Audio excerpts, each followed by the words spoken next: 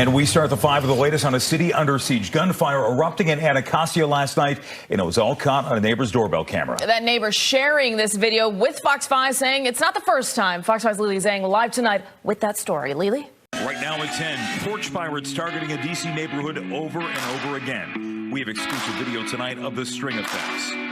Plus, it's been more than a month since D.C.'s last 90-degree day, but that's all about to change. Mike Thomas breaks down the heat wave coming our way. Plus, how would you feel about anti-speeding technology inside your car? Basically, you think this technology could save lives. Absolutely. I'll give you some examples tonight. Everything from noisy warnings to pedals that become harder to press. Your news starts right now.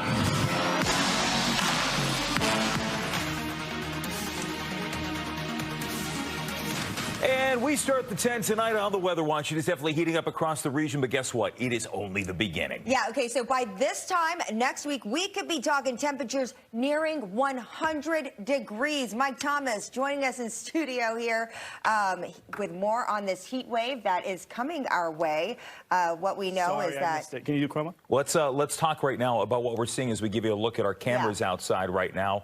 We are going to check in now with Mike Thomas, who is standing by with a first check of that forecast here at 10 o'clock. Hey, Mike.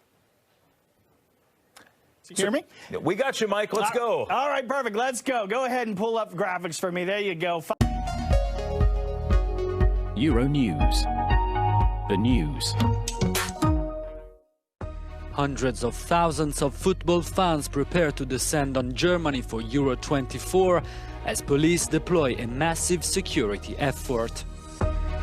A new report has warned of the increasing risk posed to public health by changes in illicit drug mixtures and consumption patterns. Alachua County Sheriff's deputies released a body cam video of a manhunt where the suspect was found. GRU Authority Board members backtracked on a previous decision and fired their general manager. Why they changed their mind. And Marion County Sheriff's deputies released interrogation video of the woman who shot and killed Aujika Owens. We'll have those stories and more coming up on this Thursday, June 13th. The next half hour of TV20's Morning Edition starts now. This is WCJB TV20's Morning Edition. Good morning. Welcome back to TV20's Morning Edition. It's 6 o'clock on this Thursday. I'm Kristen Chase.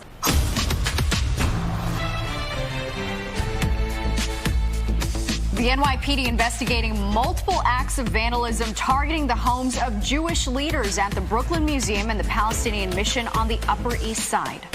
And a bittersweet milestone for survivors of the Sandy Hook massacre who celebrated their high school graduation today. This is more than a decade after that tragedy. And chaos inside a coffee shop in Washington Heights when customers and workers chase away several suspects who stabbed a man inside. Good evening. I'm Natasha Verma. And I'm Bianca Peters. Welcome to the 6 o'clock news. We're going to begin with that breaking news out of Queens. That's where a traffic stop uncovered a cache of weapons inside of a car that included a handgun, multiple knives, and body armor. The driver is now facing multiple charges.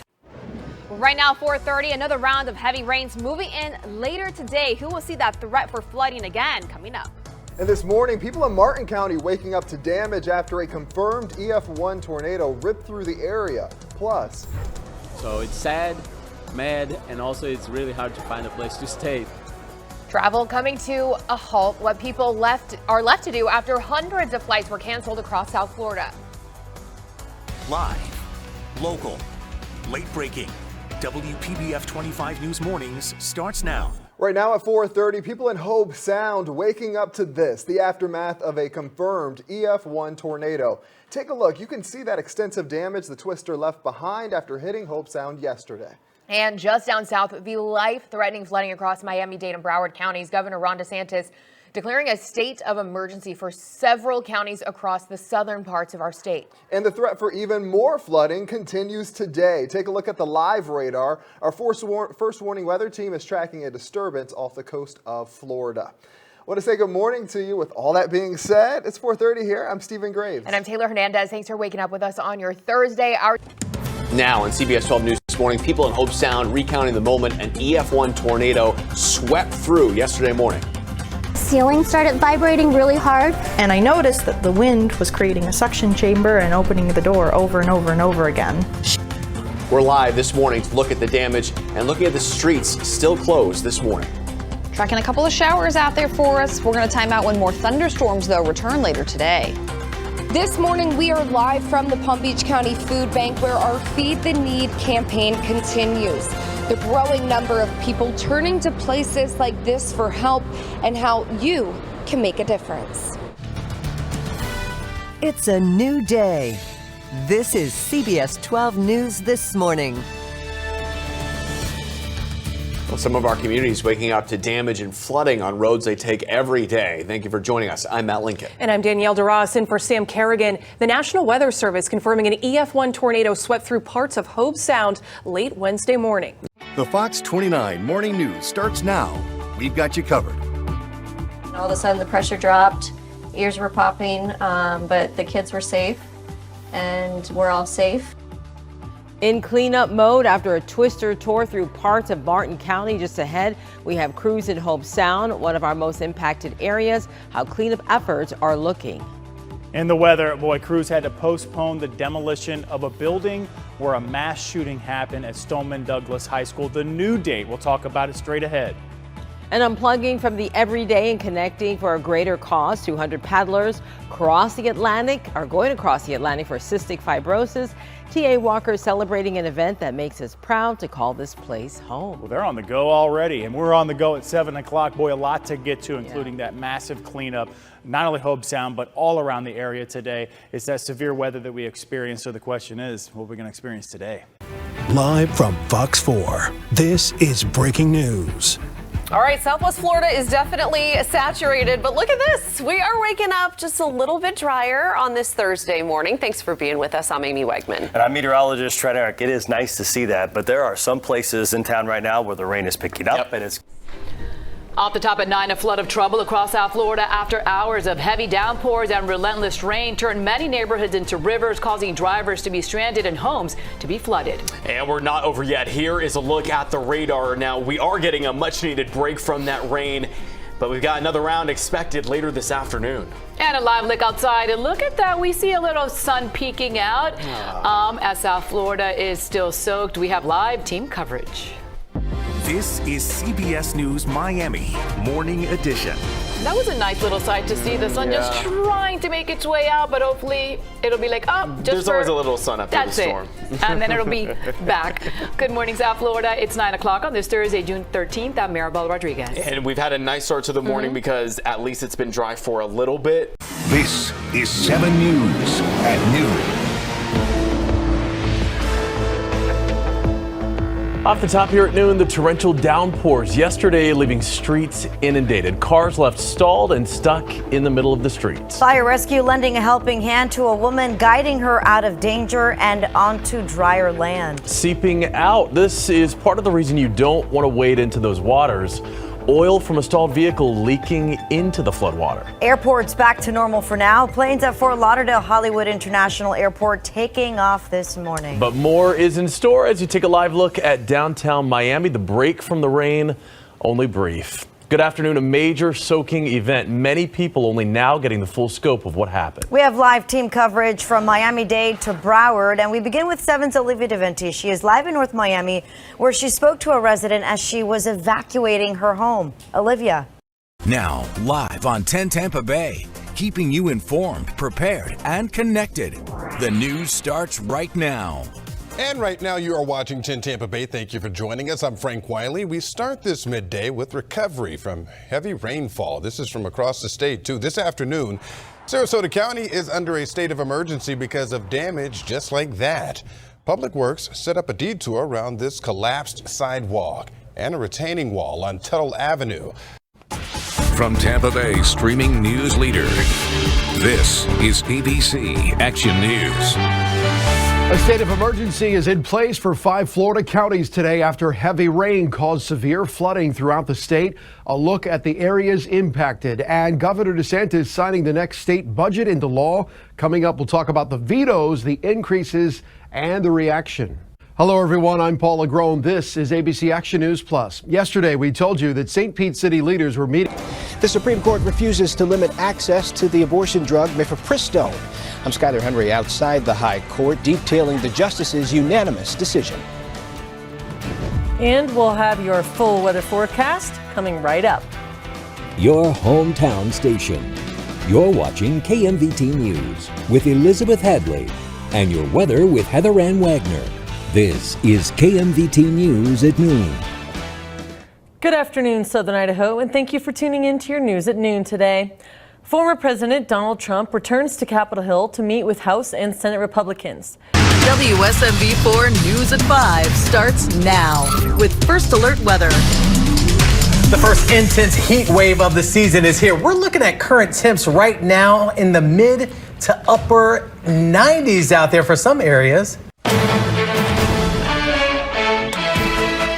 Good evening and thank you for joining us on this First Alert Weather Day. I'm Lauren Moss. We have the heat, but we're also tracking some storms tonight. So let's get right to it and go check in with First Alert Chief Meteorologist Matt Engelbrecht. Matt, what can you tell us? Yeah, so First Alert Weather Day for our Thursday. As expected, thunderstorms starting to develop in and around Michiana. That's it for us here at 5 o'clock. Here's a look at what's coming up new at 6 with Andre and Deb. The City Sheriff's Office launches a new quality of life law enforcement initiative that has businesses and residents applauding. We'll show you just ahead.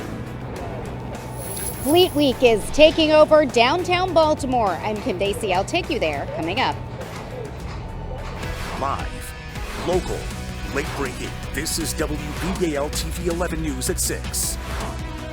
Tonight, calls for a nationwide search for Baltimore City Schools CEO, despite an extended contract for Dr. Sonia Santelises. The issue being raised by the teachers union. But first, a manhunt is underway for an escaped inmate in Annapolis. Anne Arundel County Police say that James Gregory was able to get away around 11 o'clock this morning while he was at the Anne Arundel Medical Center. Detectives say he was last seen in the Truxton Park area wearing green pants and no shirt. Police say you should not approach him. If you see him, call 911 immediately. Thank you for joining us at 6. I'm Andre Hepkins. And I'm Deborah Wiener. Today is the first full day of Baltimore Fleet Week. The event is a chance to see what exactly life is like on board Navy ships. Yeah, the return to family-friendly fun also means a boost in revenue for Baltimore businesses. 11 News reporter Kim Dacey joins us live from the Inner Harbor. And Kim, all the extra crowds means...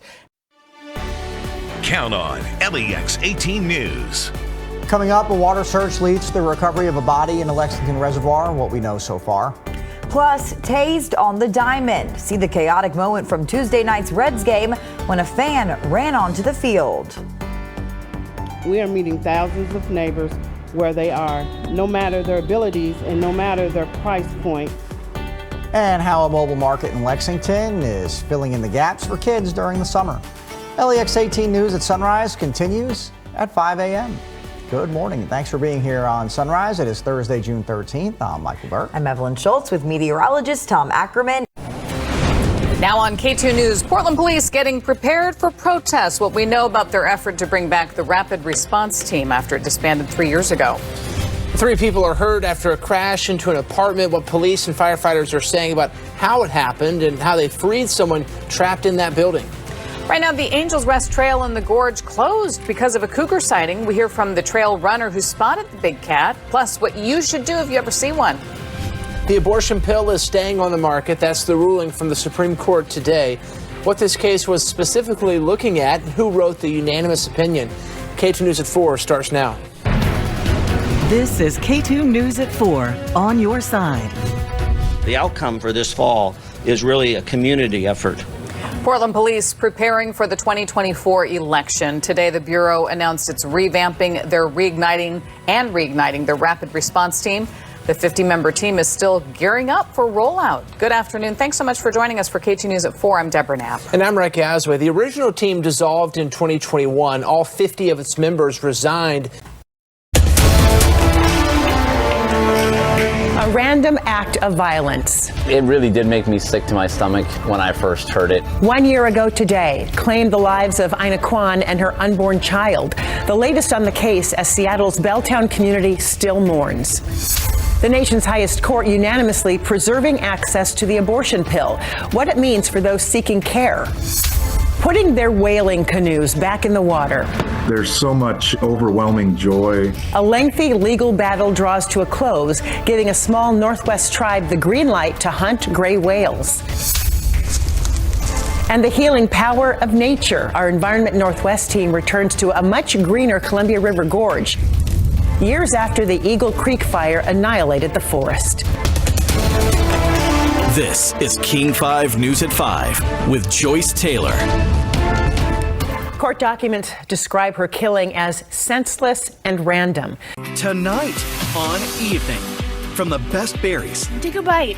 It tastes like jam. to the freshest oysters, it's a farm-to-table trail you'll only find in the Northwest. How do you greet a queen? Not all the way down that, Jim. Not all the way Jim gets a lesson in etiquette from the cast of Bridgerton. Plus, a sweet and savory beer? It's a thing.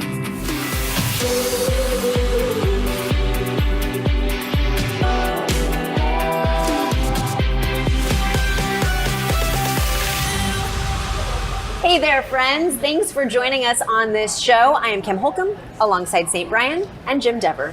How do you do? And this